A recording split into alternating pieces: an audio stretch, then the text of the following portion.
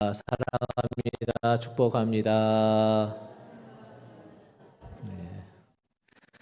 자, 여러분 지난 시간에 우리는 하나님께 속한 증거가 우리가 하나님께 속했다는 증거가 예수 그리스도께서 육체로 오신 것을 시인하고 올바른 복음을 들을 뿐만 아니라 하나님이 우리를 사랑하시는 것처럼 우리도 서로 사랑해야 함을 재차 확인해 보았습니다. 그래서 내가 하나님께 속한 사람인가 속하지 않은 사람인가 라고 확인하는 방법이 내가 성도를 내 이웃을 사랑하고 있는가를 통해서 알 수 있다는 것이죠. 오늘 본문 11절에서 하나님이 이같이 우리를 사랑하셨다고 할 때 이같이는 앞내용 10절 화목제물이 되어주신 하나님의 사랑을 의미합니다. 자, 그런 사랑을 받은 우리가 서로 사랑하는 것이 마땅하다는 것입니다.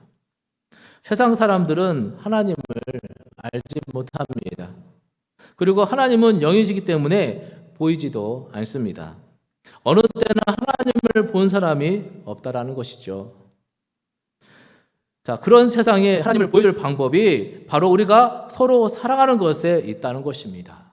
그래서 12절에서 이렇게 말씀하죠. 12절 읽도록 하겠습니다. 12절 시작. 어느 때나 하나님을 본 사람이 없을 때 만약 우리가 서로 사랑하면 하나님이 우리 안에 거하시고 그의 사랑이 우리 안에 온전히 이루느니라. 아멘.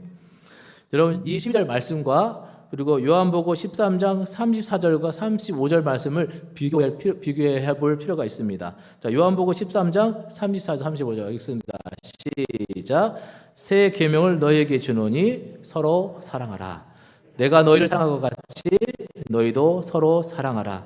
너희가 서로 사랑하면 이로써 모든 사람이 너희가 내 제자인 줄 아리라. 아멘. 자, 여기 이 말씀을 보면 서로 살아가라는 내용에 있어서는 똑같지만 요한복음은 세상이 우리가 서로 사랑하는 모습을 보면서 모든 사람이 우리가 제자라는 것을 알게 된다고 합니다. 그런데 요한일서에는 자, 누가 안다라는 것입니까? 서로 사랑하는 형제의 사랑을 통해서 내가 알고 우리가 알게 된다고 합니다. 우리 안에 하나님의 사랑이 온전히 이루어지는 것입니다. 그러므로 우리가 서로 사랑하면 내가 구원의 확신을 얻게 되고 신앙생활에 담대함을 얻게 된다는 것이죠. 특히 하나님을 본 사람이 없다는 말씀은 자꾸 하나님을 보았다고 말하는 영지주의자들을 염두에 두고 한 말입니다. 즉 신앙생활의 중심이 자꾸 무엇인가를 보고 어디에 들어가서 신비로운 체험을 하는 그런 것에 모든 것을 걸지 말아야 한다는 말씀이죠.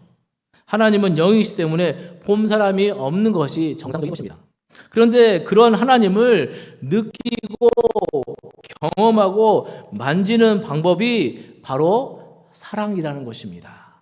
분명한 확신과 담대함으로 신앙생활하는 비결이 바로 서로 사랑하라는 이 말씀에 순종하는 것이다라고 말씀해 주고 있는 것이죠. 여러분 사랑은 하나님께 속한 속성이기 때문에 세상의 방법으로 사랑을 알 수도 없고 사랑을 할 수도 없습니다. 그러면 어떻게 사랑해야 합니까? 예수 그리스도께서 화목제물이 되신 것처럼 그렇게 서로 사랑해야 합니다. 예수님께서 어떻게 사랑했습니까? 바로 희생적인 사랑을 말하는 것이죠.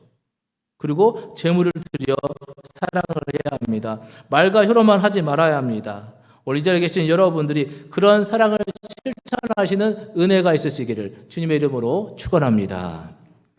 자, 계속해서 오늘 본문에는요, 자, 두 가지 개념이 등장을 합니다. 하나는 두려움이고 하나는 담대함입니다. 먼저 18절 말씀을 보시면 두려움이 나옵니다. 18절 읽어볼까요? 18절 시작. 사랑 안에 두려움이 없고 온전한 사랑이 두려움을 내쫓나니 두려우면은 형벌이 있습니다. 두려워하는 자는 사랑 안에서 온전히 이루지 못하였느니라. 자, 두려우면은 형벌이 있다고 말씀하고 두려워하는 자는 사랑 안에 온전히 이루지 못한다라고 말씀하고 있습니다. 여러분, 첫사람 아담이 범죄하고요. 아무도 뭐라고 하지 않았어도 하나님의 얼굴 피하여 숨었습니다. 또 가인이 아벨을 고의로 죽인 후에 아무도 그에게 뭐라고 하지 않지만 두려움에 몸서리치면서 하나님께 표를 달라고 하고 그것으로 해결되지 않아 에덴 동쪽으로 떠나갔습니다. 여러분, 아이들이 뭔가 부모가 싫어하는 일을 하거나 거짓말을 했거나 뭔가 꾸중들을 일을 하면 자, 어떻게 반응을 합니까? 막 혼날까 봐 울쭉울쭉 하고 있죠. 자, 그러므로 여기서 말하는 두려움이란 떳떳하지 못한 것과 연결된 개념입니다. 뭔가 제대로 해야 할 것을 올바르게 하지 못했을 때 느끼는 그 마음의 상태를 두려움이다라고 표현한 것입니다. 이런 감정이 우리 신앙생활에서 자주 등장합니다. 주님 앞에 뭔가 올바르게 살고 주님의 말씀에 순종하는 삶을 살아가는 사람은 결코 두려워하지 않습니다. 장래일에 대해 과도한 염려에 사로잡혀 있지 않습니다. 그러므로 본문이 사용하고 있는 이 두려움이란 불순종의 결과로서 그렇게 생기는 불안과 염려를 지칭해서 해주는 말입니다. 이런 사람들은 신앙생활이 즐겁지 않지요. 늘 불안하고 두렵고 그러면서도 뭔가 내려놓지 못해서 불편한 것입니다. 막연하게 심판에 대한 두려움이 있으면서도 포기할 것들을 포기하지 못하고 우리 안에 두려움은 점점 더 커지게 되는 것이죠. 여러분 생각해 보십시오. 순종은 하지 못하고 두려움만 커지는 안타까운 신앙생활. 여러분은 어떻습니까? 저는 오늘 여러분들이 이런 신앙생활을 하지 않았으면 좋겠습니다. 그래서 불안에 떠는 아이들처럼 하나님을 두려운 분으로 늘 노심초사하면서 주님을 따르지 않기를 바랍니다. 그러기 위해서 두려움을 벗어버리고 담대한 신앙에 이르는 길을 옳게 배워야 하는 것입니다. 읽었던 18절에 의하면 사랑 안에 두려움이 없고 온전한 사랑이 두려움을 내쫓아버린다라고 말씀합니다. 두려움을 내쫓아버리는 방법이 있다는 것이죠. 오늘 이 방법을 확실하게 배우시길 바랍니다. 즉 우리가 서로 사랑하면 두려움도 사라지게 되어 있습니다. 여기서 말하는 두려움은 타락한 인간 안에 있는 본성적 두려움을 의미하기 때문입니다.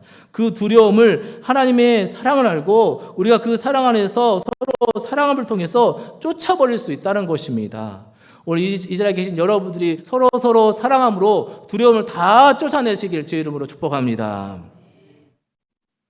자, 반면 17절은 이제 담대함이 나옵니다. 자, 17절 같이 읽어볼까요? 17절 시작. 이로써 사랑이 우리에게 온전히 이루어진 것은 우리로 심판날에 담대함을 가지게 하려 함이니 주께서 그러하신 것 같이 우리도 이 세상에서 그러하니라. 아멘. 자, 여기서 말하는 담대함은 당당함을 말하는 것입니다.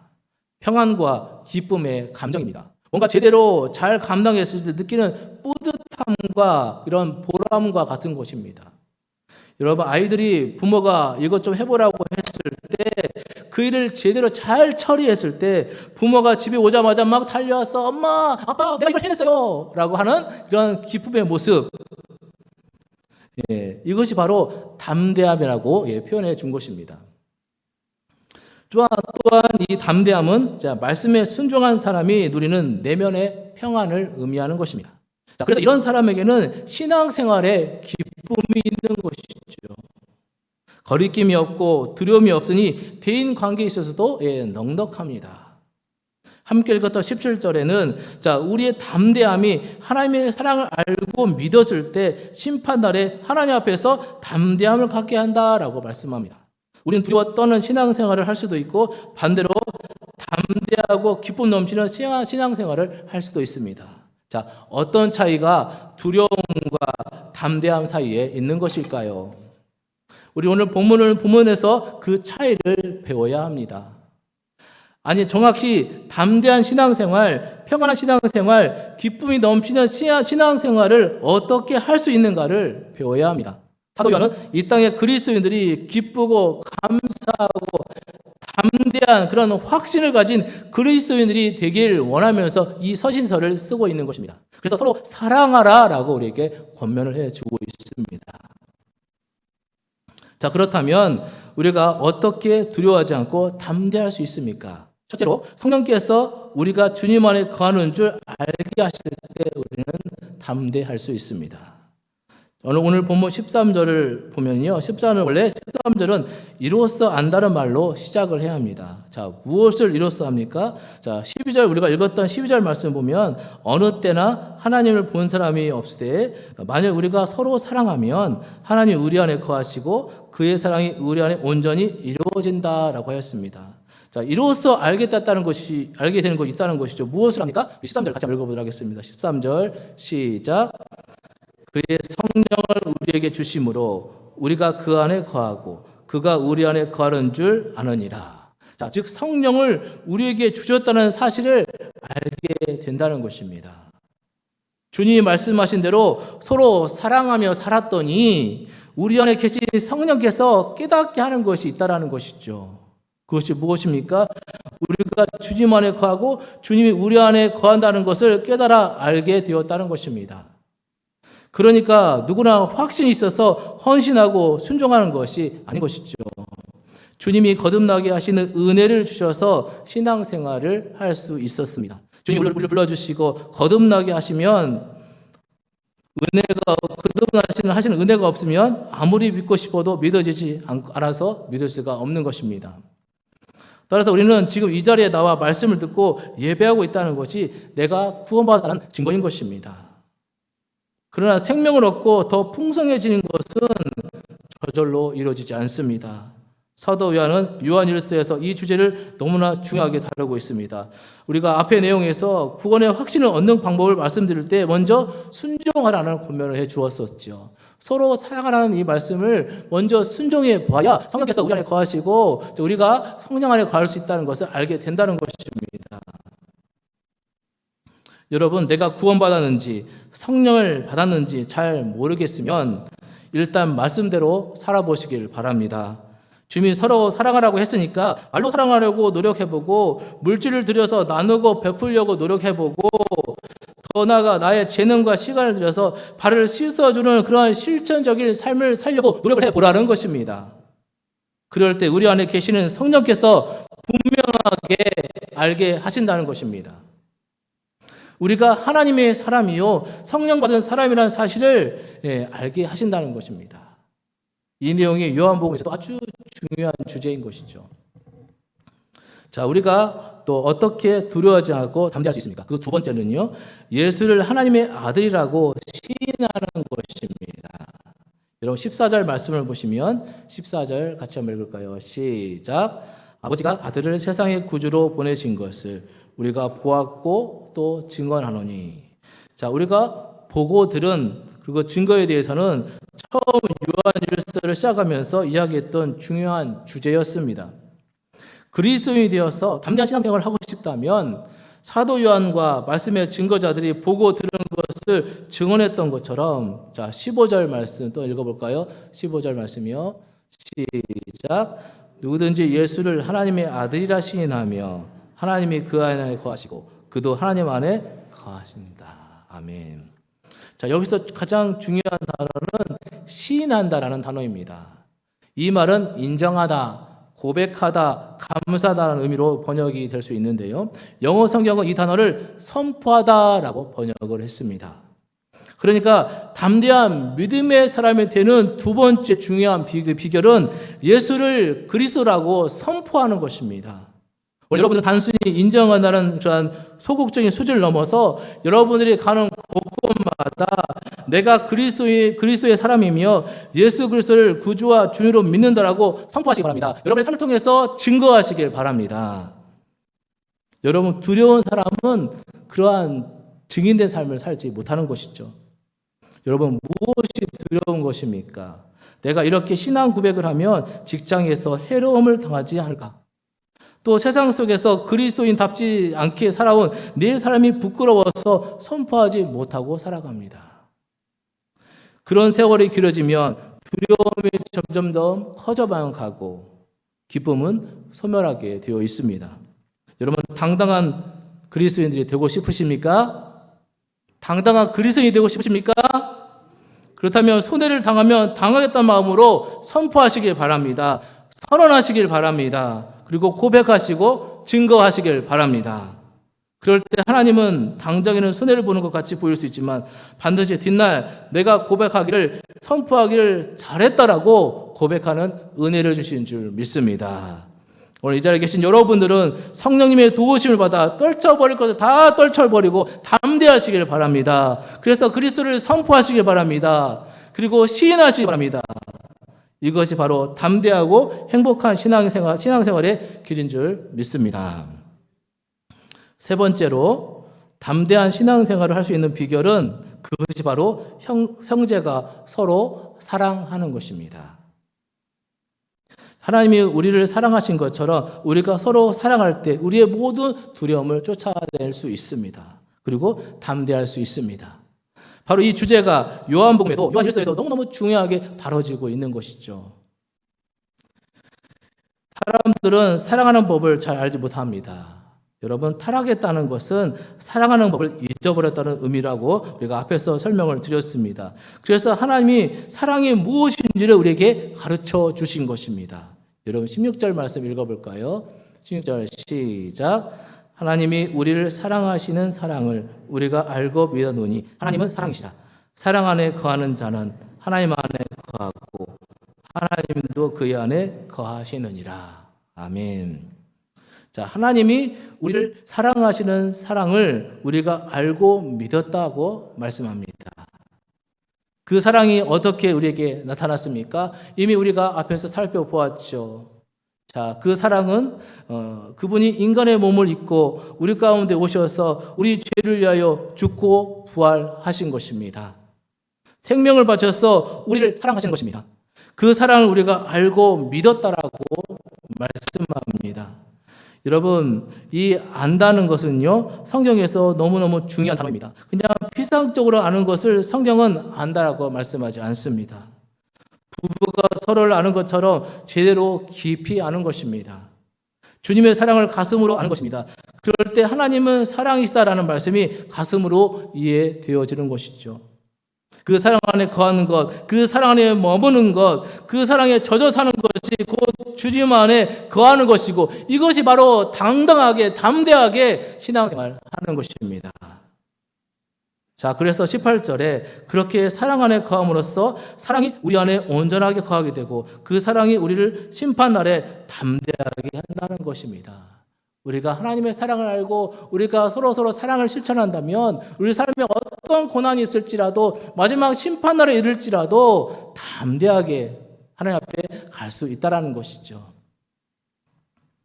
그 사랑이 우리를 힘나게 하고 그 사랑이 우리를 기쁘게 하고 그 사랑이 우리를 평안하게 하는 것입니다. 왜 그렇습니까? 그 사랑의 두려움을 쫓아버리기 때문입니다. 여러분, 그 사랑 안에 거하시길 주의 이름으로 축복합니다. 그래서 또다시 돌아오는 중요한 질문입니다. 누구를 사랑하는 것인가? 물론 주님을 사랑한 것이 마땅합니다. 중요합니다.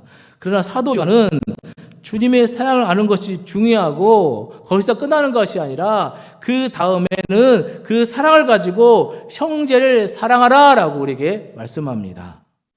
하나님을 사랑한다는 것은 우리가 형제라고 부르는 나와 가까이 있는 우리 성도님들, 내 친구들, 내 주변에 있는 사람들, 이 땅에 발을 디디고 사는 나와 같은 사람들을 사랑하는 것입니다.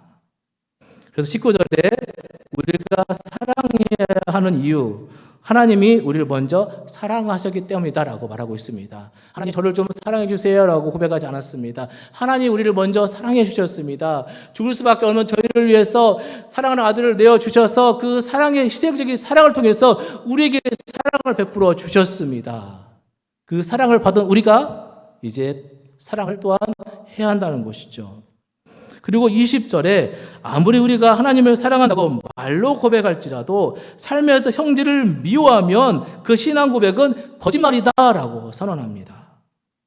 그래서 눈에 보이는 형제를 사랑할 수 없는 사람이 보이지 않는 하나님을 사랑할 수 없다라고 결론을 짓고 있습니다. 이것이 우리가 받은 계명이다라고 말씀해 주고 있죠. 여러분, 계명은 무엇입니까? 하나님께서 우리에게 이것을 반드시 지켜야 한다라고 주신 내용인 것이죠. 이 말씀을 준비하면서 내가 하나님 앞에 정말 거짓말을 많이 했구나라고 생각을 했습니다. 내가 받은 사랑, 우리 성도님들에게 사랑해야 합니다, 사랑해야 합니다라고 말을 했지만 내 자신은 우리 성도님들을 사랑했는지, 교회를 사랑했는지, 하나님을 사랑했는지 말씀 준비하면서 많은 반성을 했습니다. 여러분, 하나님이 주신 계명에 따라서 여러분 거짓말하지 마시고 우리가 받은 사랑 진심으로 사랑하시는 은혜가 있으기를 주의 이름으로 축복합니다. 여러분, 요한복음 17장에는 주님이 마지막으로 이 땅에 세워질 교회를 위해서 기도하시는 장면이 나옵니다. 특히 20절 말씀에 가면 지금 주님과 같이 있는 11제자뿐만 아니라 그들로 인해서 주님을 믿게 될 사람들, 즉 오고 오는 세대의 교회들을 위해서 기도하시는 내용이 나오고 있습니다. 그 내용 중에서 가장 중요한 것이 21절의 말씀입니다. 요한복음 17장 21절 같이 한번 읽어볼까요? 시작. 아버지여, 아버지께서 내 안에 내가 아버지 안에 있는 것 같이 그들도 다 하나가 되어 우리 안에 있게 하사 세상으로 아버지께서 나를 보내신 것을 알게 하옵소서. 아멘. 오늘 이 기도가 여러분의 기도가 되시길 축복합니다. 여기 하나가 된다는 말씀이 바로 서로 사랑하는 것입니다. 주님은 이 땅의 교회가 서로 사랑하면서 하나가 되기를 간절히 원하고 기도했던 것입니다. 왜 그렇습니까? 그럴 때 세상이 그리스도를 보게 되기 때문입니다. 이 말씀은 오늘 본문 12절에서 어느 때는 하나님을 본 사람은 없지만 우리가 서로 사랑하면 세상 사람들이 하나님을 볼 수 있다고 말씀하신 것과 똑같은 말씀인 것이죠. 여러분, 눈에 보이는 형제를 사랑하지 못하면서 하나님을 사랑한다고 말하는 것이 거짓말이라는 이 말씀을 깊이 생각해보고 묵상해 보시길 바랍니다. 하나님을 사랑한다는 것은 결국 형제를 사랑하는 모습으로 나타날 때 하나님을 사랑한다고 말할 수 있는 것입니다. 그러니까 지독하게 이기적으로 하나님을 사랑할 수 없는 것이죠. 이러한 기독교는 존재할 수가 없습니다. 원래 기독교는 희생의 사랑 위에서 세워져 있습니다. 바로 예수님 희생의 십자가 위에 세워져 있습니다. 형제를 사랑한다는 것은 결국 희생 없이는 불가능한 것입니다. 오늘 여러분들은 두려움을 다 쫓아버리고 싶으십니까? 두려움을 쫓아버리고 싶으십니까? 장래에 대해서 과연 주님이 다시 오시면 내가 천국에 갈 수 있을까? 두려움으로 살고 있지는 않았습니까? 오늘 성령께서 우리에게 들려주시는 음성을 들어보시길 바랍니다. 그런 두려움에서 담대함으로 나갈 수 있는 길이 있습니다. 그것이 무엇입니까? 첫째도 형제 사랑이고 마지막에도 형제 사랑인 것입니다. 그래서 읽었던 12절 13절에서 세상에 하나님을 보여주는 형제 사랑이 우리가 주님 안에 거하고 있다는 확신을 준다라고 말씀합니다. 성령께서 그것을 알게 해주신다라고 말씀하지요. 여러분, 이제 말씀을 정리하겠습니다. 오늘 말씀을 통해 하나님의 자녀로서 우리가 주님을 선포하는 삶을 살라라고 우리에게 말씀합니다. 오늘 이 자리에 계신 여러분들은 고개 숙인 그리스도인들이 되지 마시길 바랍니다. 그런 신앙생활에는 두려움이 쌓이기 마련입니다. 적극적으로 사랑을 실천하기 위해 노력하는 사람, 기꺼이 내 형제를 사랑하는 사람, 그리고 자매들에게 관심과 사랑을 나눠주고 공동체에 그늘질 곳을 섬기며 내 이웃의 나라를 사랑으로 섬기는 그런 사랑이야말로 두려움을 쫓아내고 담대한 신앙생활을 할 수 있음을 우리에게 교훈해 주었습니다. 사랑하는 여러분, 우리가 서로 사랑하면 우리 안에 두려움 대신 담대함이 생기게 되는 것입니다. 하나님은 보이지 않지만 우리에 대한 확신이 자리 잡게 되어 있습니다. 그래서 하나님을 사랑한다고 말하는 사람이라면 마땅히 형제를 사랑해야 하는 것입니다. 그래야 하나님의 사랑도 깨달아지게 되는 것이죠. 여러분, 하나님은 사랑이십니다. 그 사랑이 우리를 서로 사랑하게 하는 귀한 사랑이 아닐 수 없습니다. 그래서 더 큰 기쁨과 담대함으로 하나님을 사랑하고 이웃을 사랑하며 살아가시는 여러분들의 복된 삶이 되시기를 주님의 이름으로 간절히 축원합니다.